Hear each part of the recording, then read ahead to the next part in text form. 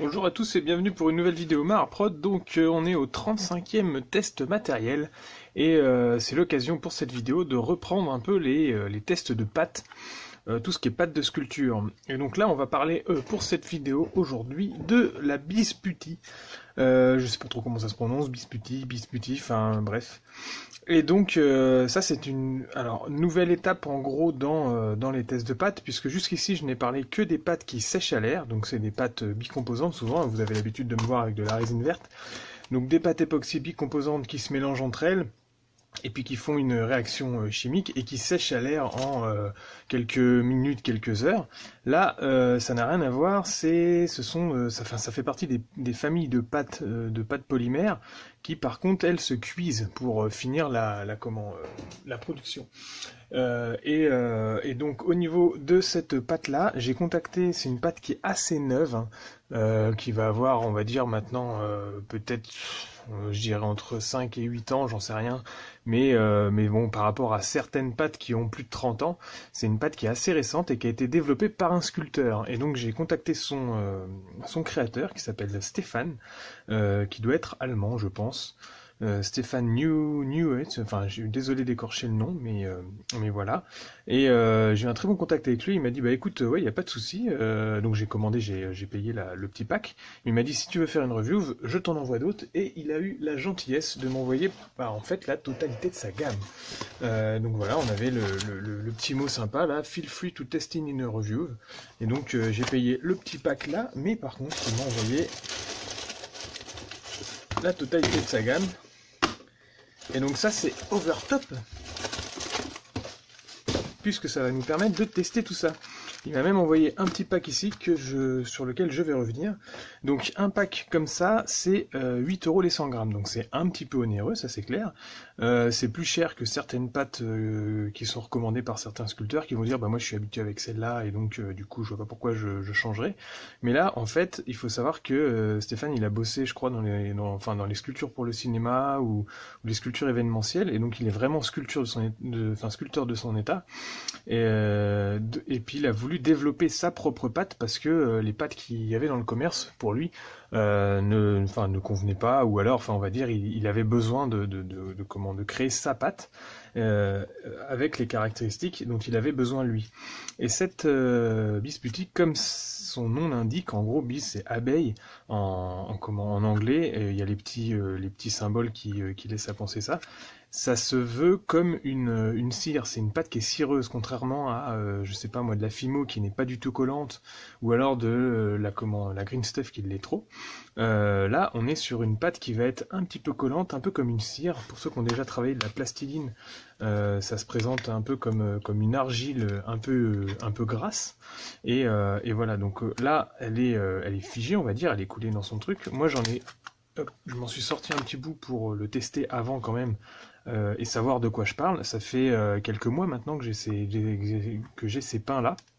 Alors il faut savoir que pour parler de ces pâtes-là, moi j'ai besoin de la tester pour savoir et tout, et pour l'instant je ne la maîtrise pas. Mais justement c'est le test que je vais faire aujourd'hui, parce que je suis quand même issu du monde de la conversion et tout ça, donc par définition sur une figurine qui va être déjà existante, sur un kit existant, quand je fais de la conversion dessus, je ne peux pas le passer au four derrière, donc c'est pour ça que j'utilise beaucoup de milliputes, de green stuff ou de toutes ces pâtes qui sèchent à l'air, pour ne pas avoir l'étape de cuisson derrière. Et c'est une étape que j'appréhende souvent parce que je maîtrise mal ça, et c'est quelque chose que je trouve un petit peu bancal au niveau des pâtes, c'est-à-dire que quand ils conseillent une cuisson à une température, le problème c'est qu'ils savent pas la plupart du temps, c'est normal, le fabricant peut pas savoir quel four on a chez nous, on n'a pas tous les mêmes fours.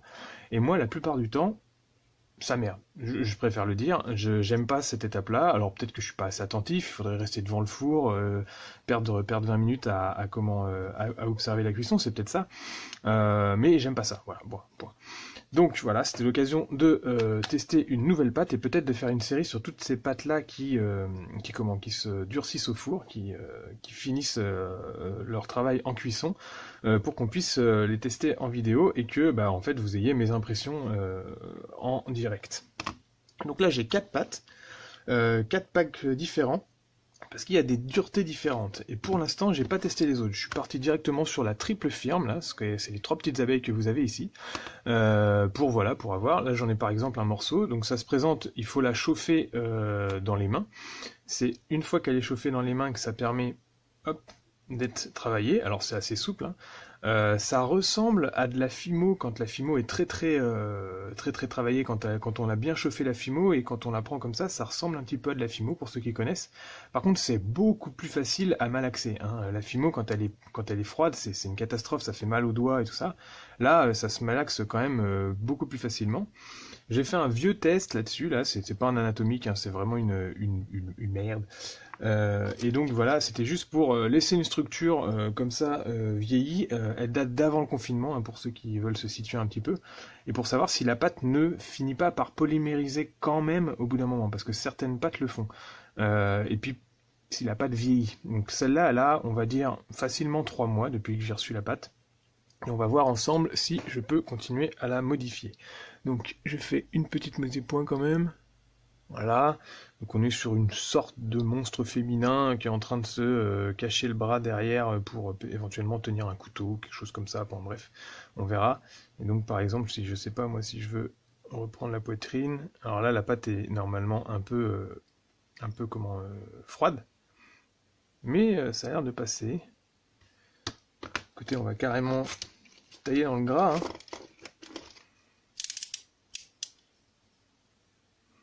Donc je sais pas, je vais le recoller, hein, vous inquiétez pas. Hop. Donc ouais, on voit que ça reste souple, il n'y a pas de souci.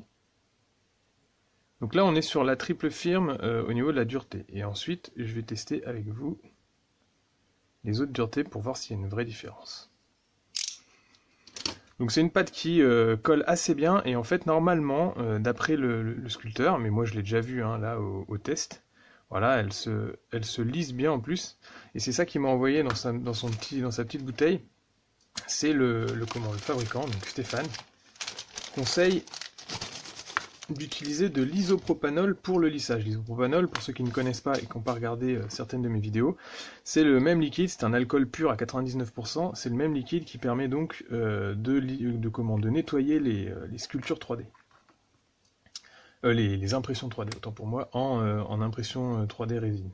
Donc là, si j'en mets un petit peu sur le pinceau, on va voir ensemble si ça permet vraiment de lisser, sachant que le lissage est déjà très facile avec un outil normal, hein. Alors, faut peut-être que j'en mette plus, parce que pour l'instant, je vois pas de différence. Voilà, donc là, j'ai vraiment mis. C'est l'isopropanol, par contre, l'avantage et l'inconvénient de s'évaporer très vite. On va dire que le pinceau qui est fourni avec est peut-être pas le meilleur outil pour le lissage, mais en tout cas, on voit que ça lisse. En fait, ça fait fondre la matière un petit peu, et puis mais en surface, hein, ça va pas niquer votre sculpture.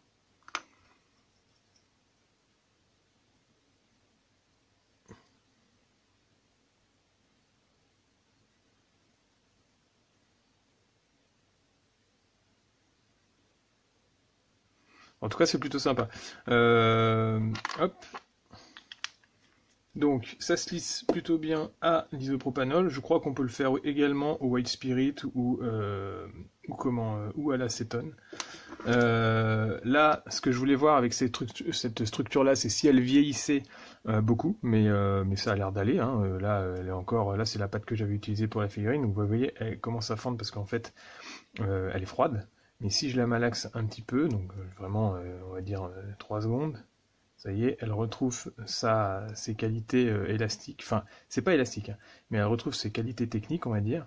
C'est pas élastique, je veux dire, comme de la green stuff. La green stuff, vous avez ce pouvoir, on peut le faire là d'ailleurs. Ce pouvoir d'étirement qu'il a un petit peu. Mais vous voyez, ça finit par fendre un peu comme de la pâte à modeler. Et au niveau torsion,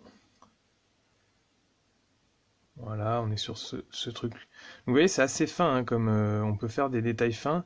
Et puis, elle se tient bien aussi dans l'espace. C'est-à-dire que un boudin de green stuff comme ça, si vous le mettez en l'air, il va avoir tendance à vite, il va tout immédiatement ployer comme ça. Alors que là, si je fais ça, et que je veux par exemple faire un... Bon là c'est un peu gros, hein, mais si je veux faire un bâton, vous voyez, si je le mets comme ça, alors il va avoir une petite tendance au fléchissement, mais c'est vraiment très léger, donc avec une structure, il n'y aurait pas de souci. Et puis si je veux faire un bâton sur cette figurine, vous voyez qu'il garde quand même beaucoup mieux la structure, alors qu'il n'est pas cuit. Donc ça c'est plutôt un bon point pour cette pâte. Hop. Je vais maintenant ouvrir directement le 1, donc ça c'est du 1. C'est-à-dire triple firm, dureté 1. Alors je sais pas si c'est plus dur ou si c'est moins dur, c'est pour ça qu'il faut que je teste avec vous. Ah, le truc est un peu cassé, bon c'est pas grave. Comme c'est une pâte qui sèche pas à l'air, normalement il n'y aura pas d'évolution. Donc je m'entaille un petit morceau juste pour voir un peu. Ah ouais, c'est beaucoup plus souple, ça se voit directement. Alors je sais pas si on peut dire que donc là j'ai du 1, 2, 3 que j'avais déjà testé et 4. Si on parle de, je sais pas moi, sur la 4, ça serait 100% de dureté par rapport à... en fait faut tester, je sais pas trop comment dire, mais en tout cas par rapport à la triple, elle est beaucoup plus souple au premier abord quand je la malaxe dans mes doigts. Après, au niveau tenue, est-ce que c'est pareil? Si je fais un petit bâton.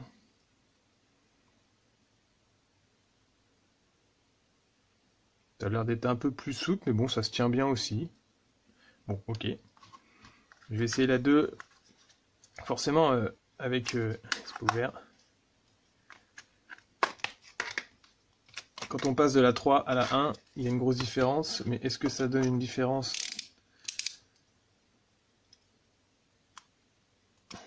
Hop, un petit morceau comme ça. Parce que là, forcément, ça sera entre les deux, quoi. Ouais, là, je vois pas grande différence. Avec la 1 ou la... Bien sûr, toutes les pâtes sont malaxables entre elles, hein, sont miscibles entre elles. Bon, on va le laisser là. J'aurais peut-être besoin de le ressortir plus tard. Le 4, je ne l'avais pas ouvert non plus. Et donc là, on est sur la plus grosse dureté.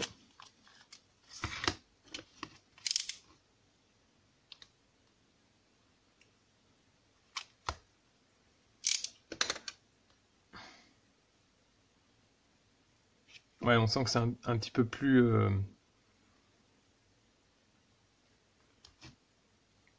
qu'il faut la mélanger un petit peu plus, avec un peu plus de force. Et puis ensuite, une fois qu'elle est chaude, elle reste un petit peu plus dure que la 3. Ça, je m'en rends compte là, au doigt. Donc c'est pas mal. Au niveau cuisson, il y a marqué ici 284 degrés Fahrenheit pendant 30 minutes. Ou alors, enfin 140 degrés d'ailleurs, c'est marqué là. Perso, j'ai testé avec une petite sculpture, qui était une sculpture test, pas très importante, c'est pas grave, je la referai. Ça a complètement loupé. Pourtant, je tiens à le préciser, je ne me suis pas barré faire un footing, et je suis resté devant le four. Et pour un premier test, je l'ai bien sûr pas mis à 140 degrés, et encore moins pendant 30 minutes, je l'ai mis à peine 20 minutes à entre 70 et 80 degrés sur mon four.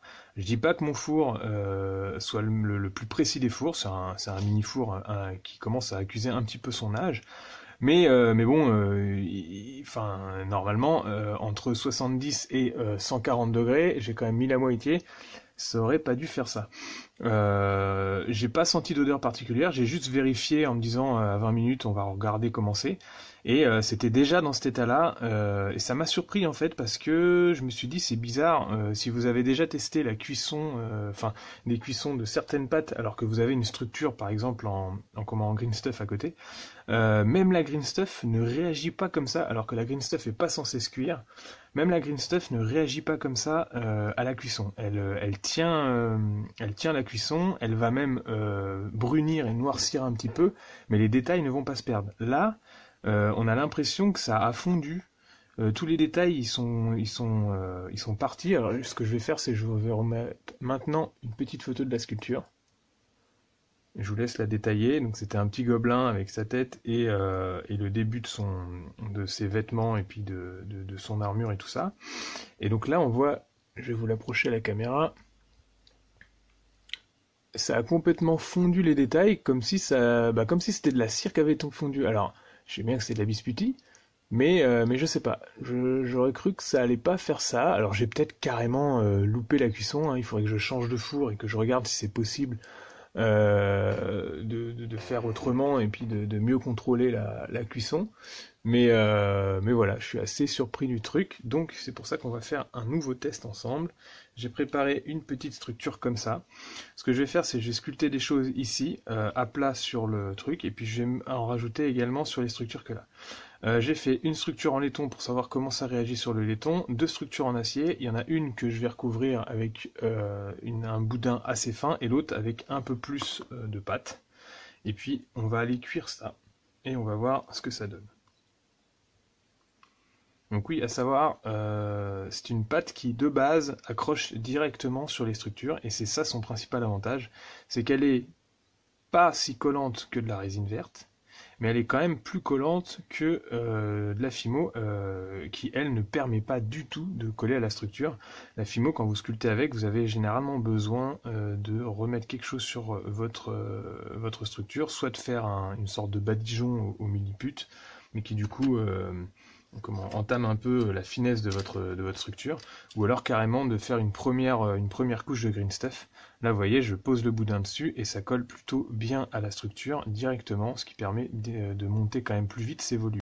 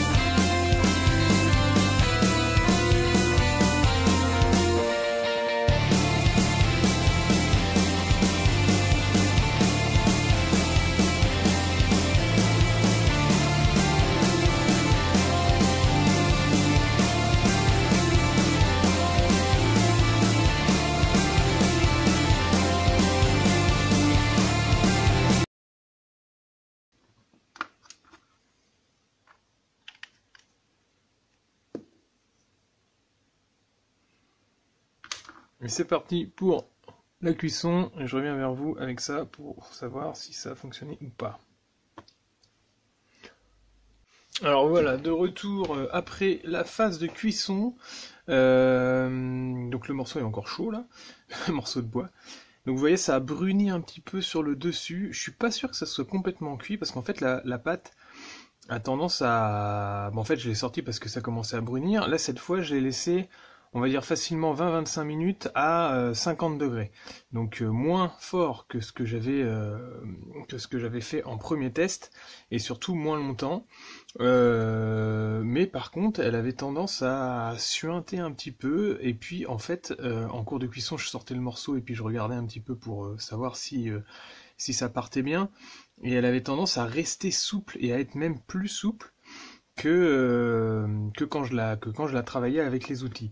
Alors c'est peut-être normal parce que la biscuiterie, elle a une caractéristique assez particulière, c'est expliqué dans la petite notice qui était fournie avec, c'est qu'en fait, si vous voulez ne pas la ramollir uniquement avec les doigts, vous pouvez la mettre dans une sorte de bain-marie dans un sachet plastique, et puis la mettre à 50 degrés dans de l'eau chaude, et ça va vraiment la rendre vraiment très molle, très fluide, pour pouvoir faire travailler à loisir avec ce que vous voulez faire.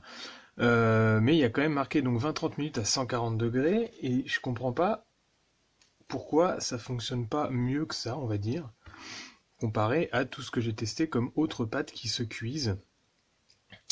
Alors est-ce que en fait on la chauffe à basse température un petit peu longtemps, puis qu'ensuite on la laisse refroidir et que c'est là elle est cuite? Donc je ne sais pas, je découvre en même temps que vous. Là ça a l'air d'être cuit au-dessus, mais pas à cœur, et puis en tout cas ça reste souple. Vous voyez, quand j'appuie, petite mise au point, quand j'appuie sur la zone rocheuse là, on voit que ça reste spongieux en dessous. C'est même élastique, c'est vraiment assez bizarre. Ça, bon, je l'avais laissé un petit peu relever, c'est retombé. Là, on sent que c'est cuit, parce que ça reste souple, mais ça marque plus au niveau de l'outil, ou pas trop. Et celle-là, si je tape dedans, bah, c'est pareil, ça a l'air d'être cuit. Par contre, là, c'est vraiment du sorti de four, hein. Le morceau est encore chaud, donc peut-être qu'il faut le laisser bien refroidir pour qu'il soit complètement figé. Ça a bien tenu la chauffe. Et puis ça, la partie plus fine là, bah pareil, elle est encore chaude. Donc, alors, est-ce que c'est cassable? Ah, c'est assez solide, hein. Ah la vache, c'est même très solide. Ah putain, je peux pas le... Ok. Ça, c'est un bon point, parce que ça veut dire, vous imaginez un truc fin comme ça, là, j'arrive pas à le péter, alors c'est un peu huileux, hein, donc ça glisse, mais j'arrive pas à le péter entre mes doigts, donc ça veut dire que votre master, en fonction des détails, sera quand même très très solide, quoi. Et donc là, clairement, la pâte, elle est cuite, puisque sinon, si elle avait été à à température de malaxage et de travail, j'aurais pu la casser, vous l'avez vu tout à l'heure. Donc bah voilà, c'est un bon point là-dessus. Après, il faudrait tester une sculpture complète un peu plus grosse que ce que j'avais fait. Peut-être que ce que j'ai fait était trop fin, parce que c'était vraiment du tout petit détail, et ça a l'air d'avoir fondu avec. Alors clairement, c'est moi qui ai chié la cuisson, hein, comme ça m'arrive souvent. Mais bon, voilà. Donc voilà pour ce petit test. Je reviens vers vous juste en fin de vidéo pour savoir si c'est mieux et si ça se ponce une fois que c'est complètement refroidi. Tout de suite. Ok, donc là, on doit être froid, et donc je reviens vers vous avec les sculptures froides. Donc là, ça tient bien, hein, sur la structure, c'est cool, parce que du coup, ça permet de monter des structures hyper rapidement, étant donné que la pâte colle directement au métal et qu'on n'a pas besoin d'une préparation au préalable. Donc ça, c'est bien. Pas de différence entre l'acier et le laiton. On a le même système d'attache. Là, ça tient bien au métal, aux deux métaux. Et puis donc là, maintenant que c'est sec, est-ce que c'est encore si souple? Ah, c'est ça, c'est qu'en fait, il faut... Ah, ok. Non, mais c'est juste qu'il faut le savoir. Et donc j'ai laissé trop longtemps et peut-être trop fort la première sculpture, mais là, ça a l'air d'être passé. Et c'est-à-dire que en fait, la pâte s'assouplit pendant la chauffe, et puis ensuite, elle a l'air de suinter un petit peu de la graisse, mais qui s'efface ensuite. Et une fois que ça reste refroidi, là, c'est complètement... dur, hein, un peu comme de la pierre, et là on doit pouvoir tailler dedans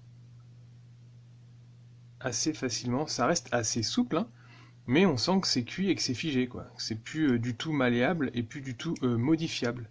Donc la cuisson est faite. Donc c'est clairement une pâte qui est à maîtriser, hein, faut la tester, mais c'est comme tout, hein, je suis pas arrivé à mon petit niveau de sculpture avec la green stuff en tripatouillant juste pendant une semaine et puis en faisant qu'une seule sculpture. Là clairement j'en suis à 2 sculptures avec la Bisputi, il faut que je teste encore des choses. C'est pour ça que je pense que ça sera pas la première vidéo avec cette pâte, j'ai quand même 4 packs, hein, donc de toute façon je vais en utiliser, même si je m'en sers un peu pour que je vais en donner pour les cours de sculpture. Quand je fais des ateliers de sculpture, souvent j'amène plein de pâtes et puis je les fais tester. C'est quand même une pâte que je vais me servir, donc il y aura plusieurs vidéos là-dessus. En tout cas, c'est encourageant, parce que c'est une pâte qui se maîtrise assez facilement dans la sculpture, on va dire, quand vous commencez avec. Et après, il y a juste le côté cuisson à maîtriser. mais ça paraît pas mal. Donc, retour sur Bispuity, n'hésitez pas à aller voir son site, hein, voir ce qu'il propose. Faut savoir que c'est pas forcément que de la grise hein, qu'il propose, il a des fois des couleurs vertes, il a eu de l'ocre, du jaune, parfois des couleurs un peu plus peps. Ça reste une production qui est assez artisanale, parce qu'il produit, je pense pas, en très grosse quantité, donc des fois il a moins de stock.